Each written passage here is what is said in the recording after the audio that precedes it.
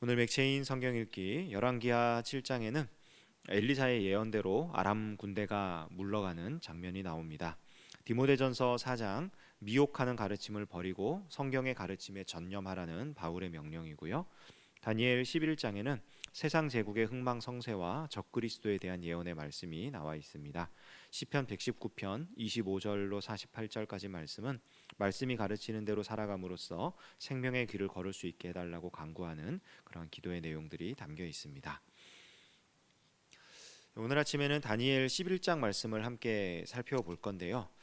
이 다니엘 11장 말씀이 역사적으로 보면은 기가 막히게 성취가 됩니다. 우리가 잘 아는 페르시아 제국에서부터 그리스 제국으로 세계의 패권이 넘어가고, 그리고 그 그리스 제국을 세운 알렉산더 대왕이 죽고, 그리고 그의 사후에 나라가 네 개로 분열이 되면서 이제 현재 우리가 알고 있는 그런 유럽 세상이죠. 로마 제국으로 이어지는 그런 이제 역사적인 정황들이 기가 막히게 예언되어 있어요. 그래서 어떤 사람들은 이 다니엘 11장을 보면서 이게 이렇게까지 정확하게 예언을 한다는 게 말이 안 된다.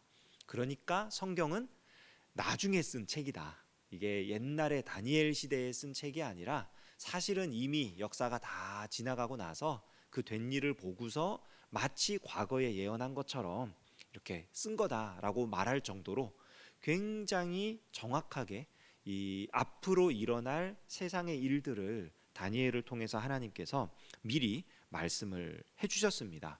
그래서 이 내용들을 뭐 처음부터 끝까지 새벽 시간에 우리가 다 살펴볼 수는 없고, 아주 간략하게 말씀을 드리자면 이 11장 같은 경우는 크게 두 부분으로 생각할 수 있어요. 2절부터 35절까지를 그 세상 역사 앞으로 되어질 이야기, 그래서 페르시아 제국부터 시작해서 그 유다의 마카비 왕조라는 왕조가 있습니다. 그 신구약 중간 시대 때 세워졌던 유대 민족의 독립 왕국이었는데요. 그 시대까지의 이야기가 2절부터 35절까지 중간 군데군데 중요한 사건들을 중심으로 예언되어 있다라고 보시면 되고, 우리가 같이 읽었던 36절부터 45절까지는 이게 이후에 일어날 이 세상 역사에 대한 정확한 예언이라기보다는 적그리스도에 대한, 그러니까 메시아를 대적하는 적그리스도에 대한 포괄적인 예언의 말씀이다. 우리가 이렇게 이해를 하고 보시는 게 더 좋습니다. 그래서 2절부터 35절까지의 내용을 그냥 아주 간략하게 보자면은 그 2절에 보면 이제 그 페르시아 왕들에 대한 얘기가 나오죠. 바사에서 새 왕들이 일어날 것이요 하면서 그 후에 넷째는 그들보다 심히 부유할 것이다 이러면서 이제 페르시아 제국에 세워질 그 왕들에 대해서 뭐 캄비세스, 다리오 1세, 아하수에로 1세 이런 이제 거대한 왕들에 대한 이야기를 하고 있고요. 3절과 4절에는 이제 장차 한 능력 있는 왕이 일어날 것이다. 이 사람이 알렉산더 대왕입니다. 알렉산더 대왕이 일어나서 위대한 제국을, 거대한 제국을 세울 것이다. 이제 그리고 중요한 건 이제 그 이후 5절부터 35절까지의 내용인데, 그 핵심은 그거예요. 알렉산더가 죽고 그 나라가 이제 사분오열 되는데 결과적으로는 네 개의 왕국으로 분열이 되잖아요. 그 알렉산더의 고향에 해당하는 마게도니아 지역에 있는 그 왕조, 그리고 그 이제 이집트를 중심으로 하는 왕조, 그리고 그 바벨론 지역을 중심으로 하는 왕조, 그리고 그 사이에 끼어 있는 그런 왕조 해서 네 개의 왕조로 구분이 되는데, 여기 다니엘서에는 남방왕, 북방왕 이런 표현만 나옵니다. 이게 무슨 왕조냐 무슨 왕조냐 이런 말은 안 나오고 남방의 왕, 북방의 왕 나오는데, 여기 남방과 북방은 기준이 뭐냐면 이스라엘이에요. 유대 땅을 중심으로 해서 남쪽, 유대 땅을 중심으로 해서 북쪽. 그래서 남방 왕은 뭐냐면 이집트 쪽을 지배하고 있었던 프톨레마이오스 왕조고요. 북방 왕은 그 바벨론 지역에서부터 그 권력을 가졌던 셀류코스 왕조. 이 두 왕조만 언급을 합니다. 이유는 그 네 개 왕국을 다 얘기하지 않고 두 개만 이야기하는 이유는 뭐냐면 핵심이 이스라엘에 관련된 역사, 유대 지역에 관련된 역사만을 지금 얘기하고 있기 때문입니다. 그래서 그 이스라엘을 가운데 두고 이 남방 왕과 북방 왕이 때로는 정치적으로 이제 같은 이게 힘을 합치기도 하고, 때로는 서로 싸우기도 하고 하면서 여러 가지 전쟁이 일어날 것이다. 이런 얘기가 5절부터 35절까지의 내용이에요. 그 내용 중에 유명한 그 것들은 하나 보면은 이제 17절에 보면 그가 결심하고 전국의 힘을 다하여 이르렀다가 그와 화친할 것이요 또 여자의 딸을 그에게 주어 그의 나라를 망하게 하려 할 것이나 이루지 못하리니 그에게 무익하리라. 여기 나오는 여자의 딸이 그 유명한 클레오파트라입니다. 그러니까 북방 왕의 딸이죠. 북방 그 안티오쿠스 3세라는 사람이 그 셀류코스 왕조까지 그 저기 남방 그 북방 왕이니까 셀류코스 왕조에서 남방 왕 프톨레마이오스 왕조까지 점령을 하려고 정략 결혼을 시킨 겁니다. 딸을 클레오파트라를 정략 결혼을 시켰는데 이 클레오파트라가 아버지 편에 서지 않고 남편 편에 서가지고 오히려 프톨레마이오스가 강해져가지고 이 셀류코스가 내려오다가 밀려나 버리는 이제 그러니까 그에게 무익하게 될 것이다라는 얘기가 나온 거고요. 이제 그런 거대한 제국들의 왕들의 이야기에서 20절부터 내려오면은 유대 지역에 집중해가지고 거기에 이제 관련된 예루살렘에 관련된 이야기로 초점을 좁혀 나가요. 그래서 거기 나오는 이제 21절에 나오는 또 그의 왕위를 이을 자는 한 비천한 사람이라라는 표현이 나옵니다. 그러니까 이 사람이 누구냐면은 계속해서 다니엘을 통해서 적그리스도의 모형으로 등장하는 안티오쿠스 3세 에피파네스라고 하는 사람이에요. 이 사람이 그러니까 왜 이 사람이 비천한 사람이냐면 원래 이 왕위를 그러니까 유대 지역을 다스리는 왕위를 이어받을 사람이 아니었습니다. 후계자도 아니었고 첫 번째 후보자에 있는 사람도 아니었고 그런데 그 원래 왕위에 올라와야 했던 사람이 독살을 당해서 죽어요. 독살을 당해서 죽고 그리고 그 다음 후계자가 돼야 했던 그 사람의 아들은 로마에서 볼모로 잡아갔습니다. 로마에 잡혀 있어요. 그러니까 권력이 비어버린 거예요. 그 빈 자리에 그 원래의 혈통과 상관없는 사람을 앉힌 겁니다. 그게 이 안티오쿠스 3세 에피파네스. 여기서는 비천한 사람. 이 사람이 세워졌는데 이 사람이 기가 막히게 자기 자리를 유지를 해요. 어떻게 유지를 하냐면 이 에피파네스라고 하는 이름이 신현이라는 뜻이거든요. 신이 이 땅에 나타났다. 그래서 자기 자신을 마치 이제 신인 것처럼 그렇게 하는 건데 그 당시 사람들이 그렇게 불렀다 그래요. 이 사람을 에피마네스다 이렇게 불렀다 그래요. 에피마네스는 무슨 뜻이냐면 미치광이라는 뜻입니다. 미친 사람. 그러니까 그 정도로 이 사람이 굉장히 그 나쁜 일들을 많이 해요. 못된 짓들을 굉장히 많이 합니다.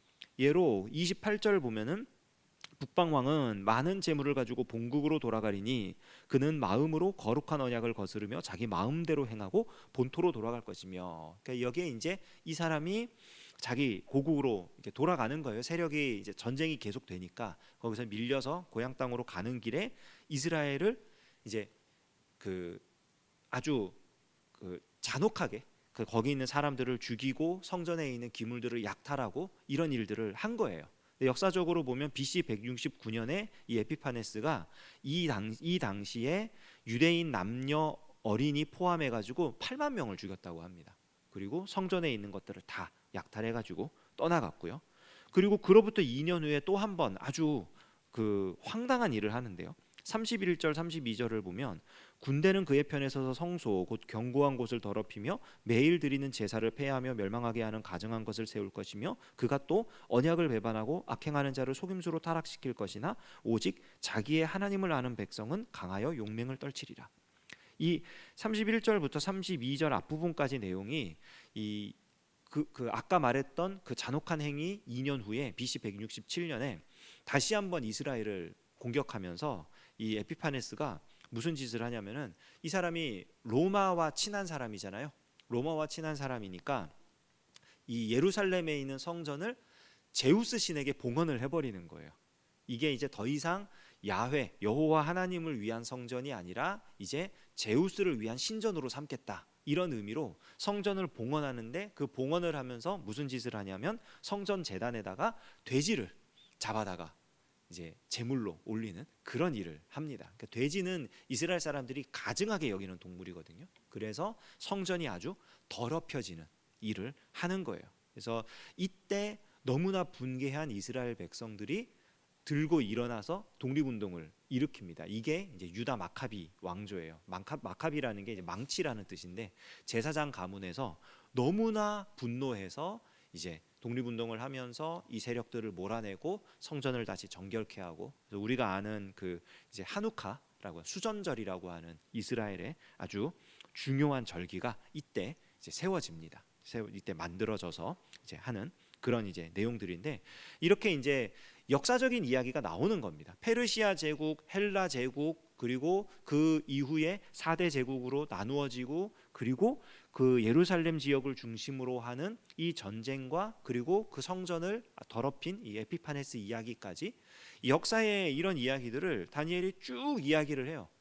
쭉 이야기를 하는데, 이렇게 역사를 쭉 이야기하는 게 나는 미래를 알고 있다, 뭐 이렇게 기가 막히게 잘 맞춘다, 이걸 말하고 싶은 게 아니라, 우리가 읽었던 이 36절에서 45절까지의 내용은 에피파네스에게 직접적으로 적용하기에는 정확하게 맞아떨어지지 않는 게 더 많아요. 그래서 얘기하고 싶은 게 뭐냐면, 정말 다니엘을 통해서 하나님께서 말씀하고 싶은 건 뭐냐면, 세상의 역사가 흘러갈 거예요. 근데 이거는 때로는 좋은 일도 있을 것이고 때로는 나쁜 일도 있을 것이고, 이 하나님의 백성들에게 있어서 정말 고통스러운 때가 올 거예요. 그게 적그리스도라는 겁니다.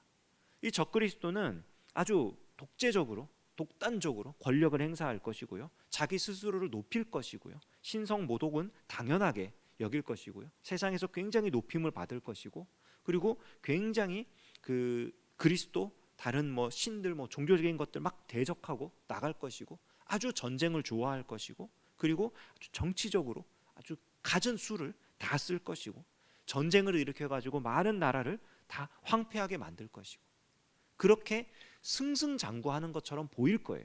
그런데 핵심은 뭐냐면 45절 제일 마지막에, 그의 종말이 이르리니 도와줄 자가 없으리라. 하나님께서는 결코 이 적그리스도의 역사를 가만히 버려두지 않으신다는 거예요. 우리가 살아가면서는 분명히 그런 것처럼 보일 때가 있다는 거예요. 세상 왕국이 하나님의 나라를 이기고 다스리고, 그래서 하나님의 백성들이 고통을 당하고, 이 세상에서 득세한 자들이 모든 영광을 얻고, 하나님을 따르는 자들은 그냥 힘없이 너무나 연약하게 무너져 내리고, 이런 것처럼 보일 때가 반드시 있다는 거예요. 그런데 그렇게 세상을 지배하고 있는 적그리스도는 반드시 망할 것이다. 그리고 그가 망할 때는 아무도 그를 도울 수 없다. 왜요? 하나님께서 적그리스도를 망하게 하실 것이기 때문입니다. 하나님께서 도우시는 편은 끝내 살아날 것이고, 하나님을 대적하는 자들은 결국 멸망하게 될 것입니다. 이거를 앞으로 오는 세상에서, 실제로 이 세상의 역사 속에서 이스라엘이 경험하게 될 것을 알려주신 겁니다. 이 역사는 사실 오늘날에도 반복되고 있죠. 과거에 이루어진 사건들도 있고요, 현재 지금 이루어지고 있는 일들도 있고요, 아직 성취되지 않은, 그러나 미래에 반드시 성취될 말씀들이 있습니다. 오늘 우리가 이 하루를 살면서도 우리가 이 하나님의 말씀, 세상을 지배하시고 다스리시고 궁극적으로 승리하시고 하나님을 대적하는 자들을 결코 용서하지 않으실, 그래서 결국 정의로운 심판을 이루실 것이며 하나님의 백성들이 살아나도록 하실 그 하나님을 우리가 기억하면서 인정하면서 믿음으로 살아가는 것이 오늘 하루를 승리하며 살아가야 할 우리의 삶이 될 것입니다. 오늘 하루도 우리가 이 믿음을 가지고 승리하며 살아가는 저와 여러분 되시기를 주님의 이름으로 축원합니다. 기도하겠습니다. 하나님 아버지, 세상의 역사를 주관하시는 주님, 우리가 보기에는 그저 힘센 자들이, 돈 많은 자들이, 권력 있는 자들이 그저 세상을 지배하고 다스리는 것처럼 보이지만, 하나님, 그들에게 잠깐의 성공은 용납하실지 몰라도 하나님을 대적하는 자들을 결코 용서하지 않으시는 하나님의 섭리와 하나님의 역사를 믿습니다. 오늘 하루 살아가는 동안 하나님의 주권을 인정하고 하나님의 백성으로서 하나님의 말씀을 굳게 부여잡고 하나님 편에 서서 승리하며 살아가는 하루가 되게 하여 주시옵소서. 예수님의 이름으로 기도합니다. 아멘.